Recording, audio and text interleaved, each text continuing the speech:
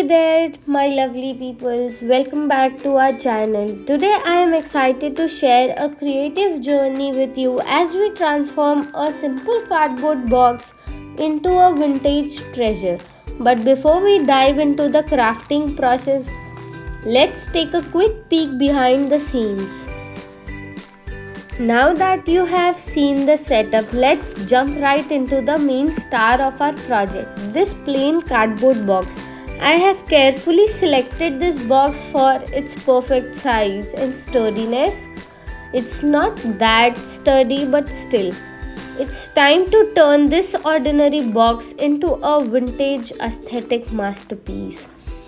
So, firstly, you can see there is tape on the both sides. So, I'll remove the side which is opened. I'm removing the tape using a cutter, but that was not working for me, so I switch it with my hands only. Yeah. Don't forget to turn on the heat of your hot glue gun because we will need that in a bit.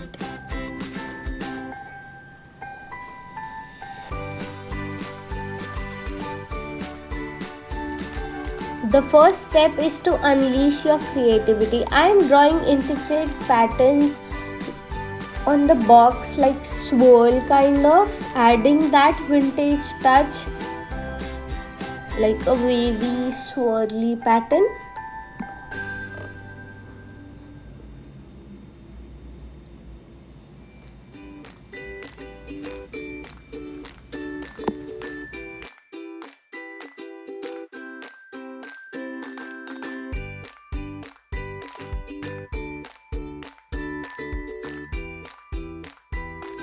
I will cover the whole box with this swirly pattern only, not in the bottom because that is where you don't need that glam. So yeah, only the sides and the upper part.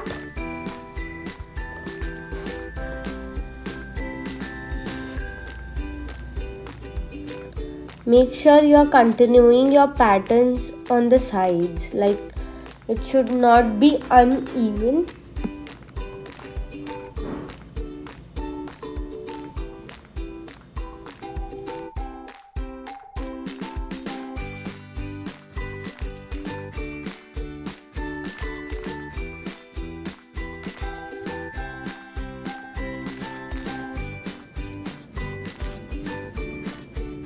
So you can see we have completed the pattern all over. We will catch that in a bit, but first I have chosen some beautiful buttons that will add a bit of glam to it, and also some quilling for extra fairs.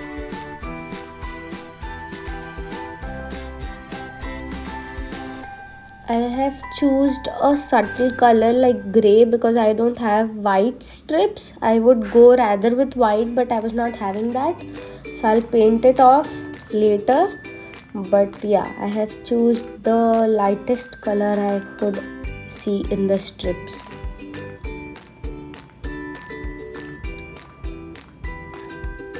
I will make a round shape with the quilling, and yeah, without messing like how I can complete my video. So my video is getting out of focus so many times, but don't mind me. Yeah, so I'll make a round shape and then I'll make it like a pot, and in which the button will go for the knob. So you can see I will join, I think, 2 to 3 strips of quilling sheet.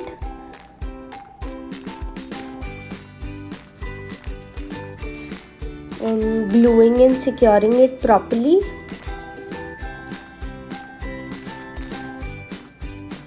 And joining another strip with that only. And then again creating a round circular motion.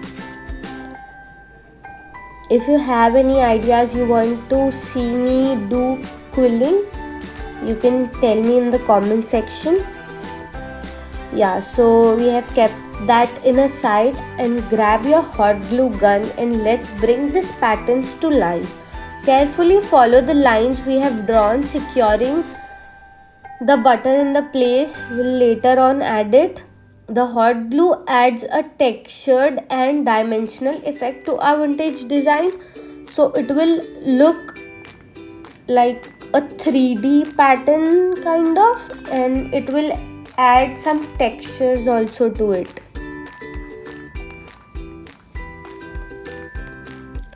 So I will cover this whole box with the same process.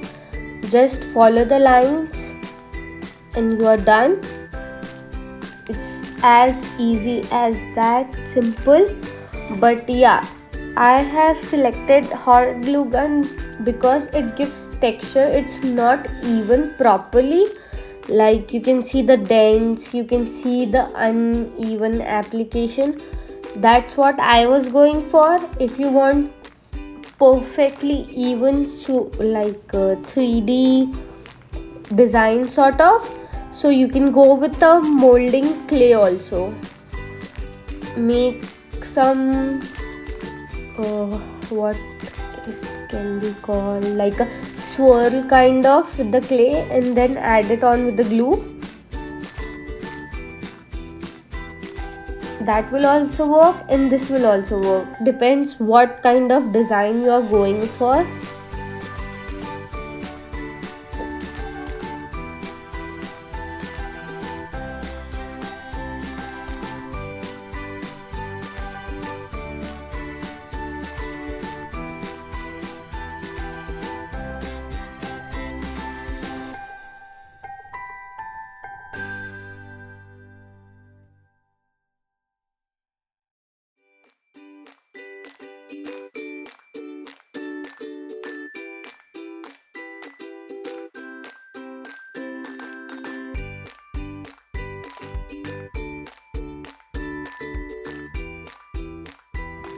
Do not forget to remove the strings of the glue, because that will ruin your paint later on. Not perfectly removing it, but yeah, like the major part I have removed.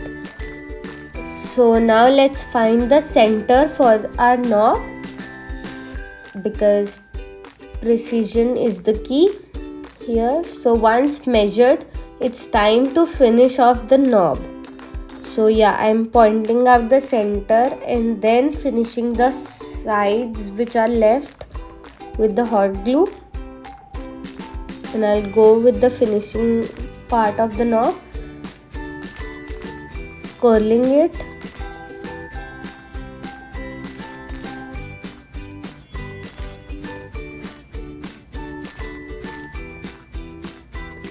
I have choose the silver button because I think that was going with some old vibes. I could have been choose the gold one also, but that was not my type of vibe today, so I went with the silver.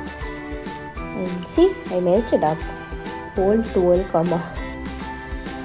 So yeah, I was fixing that up, adding one more strip, curling it up.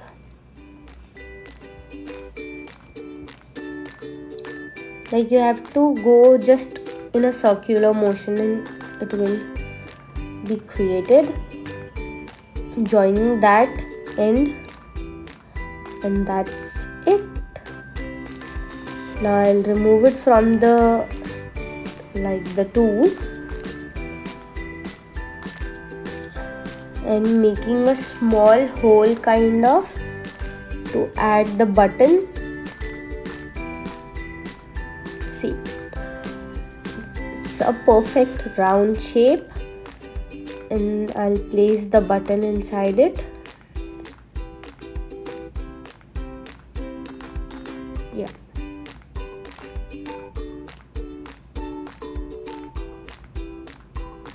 In the hole you have to place the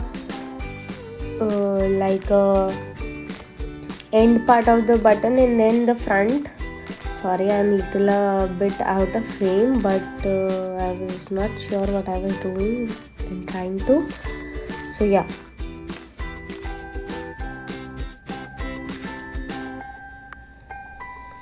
See, I made a pot like shape, and then I'll add hot glue inside that so the button can stick.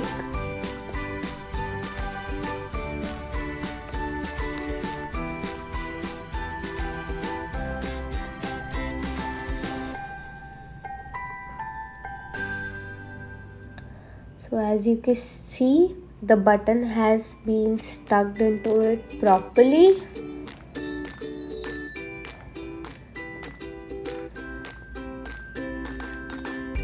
We will let it secure with the glue all over the sides. I have selected the buttons and the quilling because it will make it more stand out, like it will look more elegant, chic and aesthetic, and more towards the vintage side. So that's the vibe I was going for. Now we'll finish it off with the sides and stuff, and we'll paint it. So it's time to paint the box. I have chosen a classic white acrylic paint for that vintage look. I'll apply a couple of coats, ensuring full coverage. I have dipped the brush in some water, like a half wet kind of vibe, and then I'll start paint. And I took off a lot of paint, so putting it back. Yeah, so let's start painting. Make sure you are filling all the crease inside like properly. You can go means like you can go harsh with it, but don't forget to cover each and every like a corner bit kind of.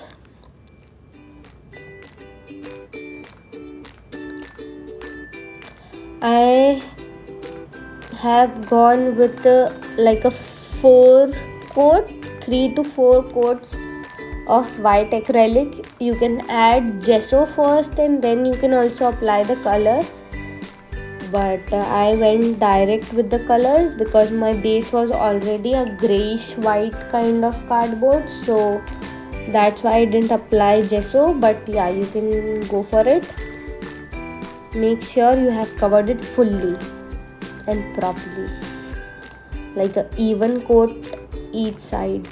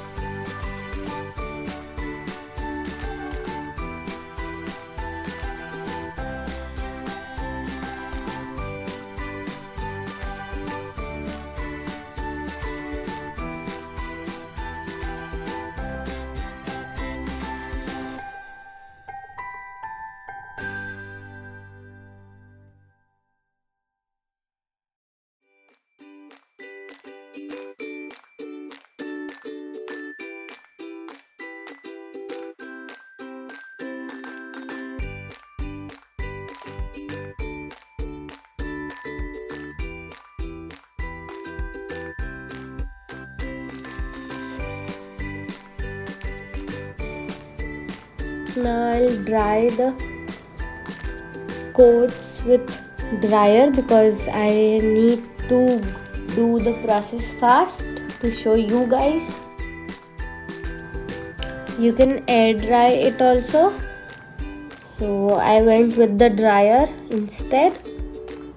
Now finishing off with the knob, I'll stick the knob with the hot glue itself in the middle, but later on I will switch it with a super glue. I was not finding the super glue at that moment, but just to show you guys like how the look of it will go, that's why I put it with the hot glue. You can see it was coming off with the hot glue. So later on after the video I have like pasted it with super glue, but yeah, don't forget to stick it with the super glue, not with the hot glue, because it will make more difficult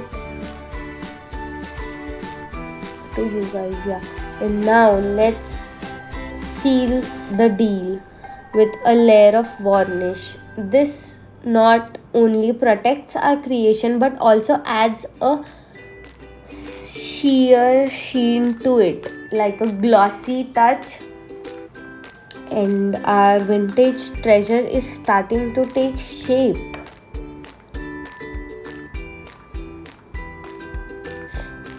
My mom was coming and seeing what I was trying to do.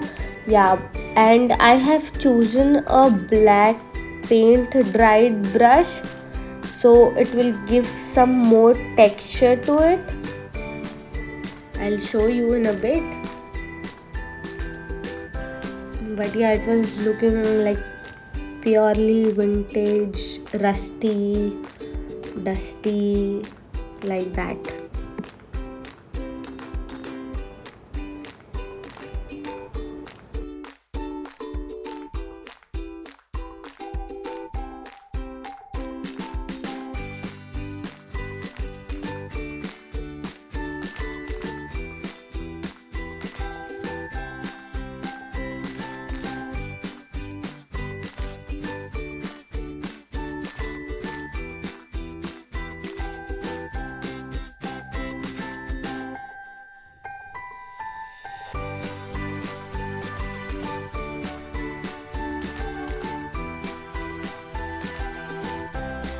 Apply a generous amount of varnish to each side so that you can secure it fully.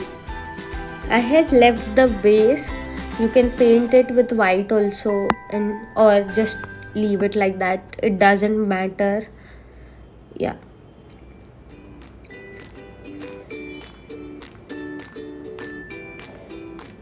And make sure you're covering each side properly and evenly.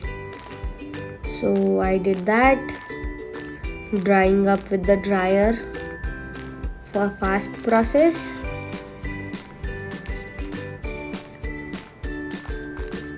And yeah, I think my varnish coat is done and our piece is kind of ready. So drum roll please. Our vintage treasure box is complete. Just look at the transformation. I'll show you in a bit. You can leave the back side. But wait, there is more. Let me show some brilliant ideas for what you can store inside. So see, you can store anything as per your box size. I majorly created this for tools like some tweezers and some extra stuff which you don't want to show to the people that look ugly. You can store jewelries, you can store anything you want. I have just shown some examples, like I have stored paper stock. It was a little big, but yeah, you can get the idea of what I was trying to show you. So drum roll, it's finished. and let me know in the comments how did you like it or not. If you have some idea, share it on the comments. I'll try to recreate that on the next video. Make sure you like this video, subscribe to our channel, and don't forget to share your transformations with me on the Instagram handle, and don't forget to tag me. So this is the before and after. A beautiful addition to any space. The possibilities are endless and I can't wait to see what you create. If you enjoyed this DIY journey, don't forget to give this video a thumbs up, subscribe for more creative content, and share your thoughts in the comments below. Until next time, happy crafting!